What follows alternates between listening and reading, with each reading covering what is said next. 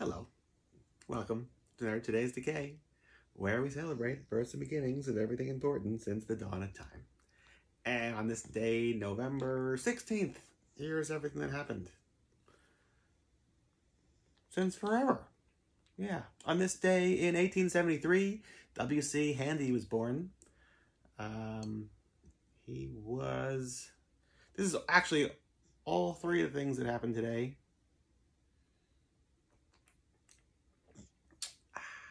are really interesting and how frustrating they are because none of them exist in any capacity, really, to celebrate them properly. But it's all like huge, like Marvel what ifs type situations. Like, you know, what if somebody somehow recorded them at their prime in a way that we could still experience today. So W.C. Handy wrote St. Louis Blues and was maybe one of the first songwriters, entrepreneurs, very early jazz, which is basically blues, which is all basically rock and roll, performers. Before it was able to be recorded in his area, really. So there's like he'd like write it, play it live, and there's sheet music of it that would then, you know, be sent all around the country, and people would learn to play it themselves and have their own personal dance parties. Yeah, he existed too early for his work to be in like the recorded history properly. Same can be said for Mr. John Barrymore, who on this day in 1922 first performed as Hamlet on Broadway. John Barrymore, I read this really great book called Damned in Paradise, Doomed in Paradise, something like that. But basically, while he was in films in the 20s, he started off as a stage actor. And while you had, you know, countless women out there being flappers, there really wasn't like the male equivalent. John Barrymore was that male equivalent. There was no fleet of people trying to emulate him. He was just a complete debaucherous mess. And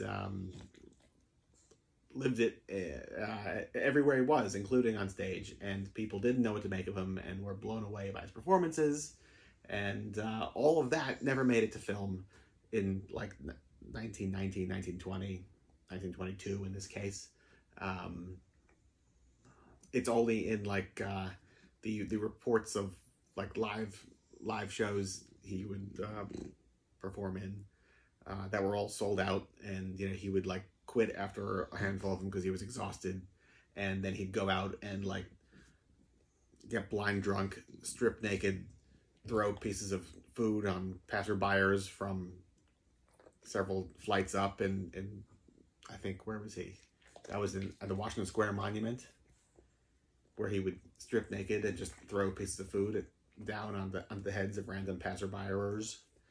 Yeah, he was, you know, a force of nature, and then eventually it all got away. It all got away from him, and he had a tragic end, and burned every bridge and every connection he had. His family members didn't go so well, but there was a point there where this is like, you know, you're in the middle of the eye of the storm, and between his Richard III and his Hamlet, he was right there. It's exciting stuff. Barbara Lee, born on this day, 1946. This is another, like, what if this existed? Because what I was saying was, like, his Hamlet doesn't exist. His Richard III doesn't exist. He recorded them later on, decades later, but that's not in his height at all. Not at all. So who knows what it would have been like. The same could be said in 1946, Barbara Lee, who was a actress who, there was supposed to be a Hammer film production version of Vampirella, that just never got off the ground.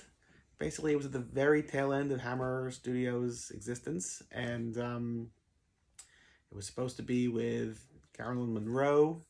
She said no, she passed. Then it was going to be with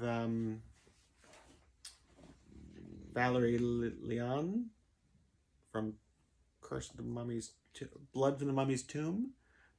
She said no, both because it was going to be like a very naked-centric role, And then Peter Cushing was supposed to be in it, and then he said no. I think he had a death in the family.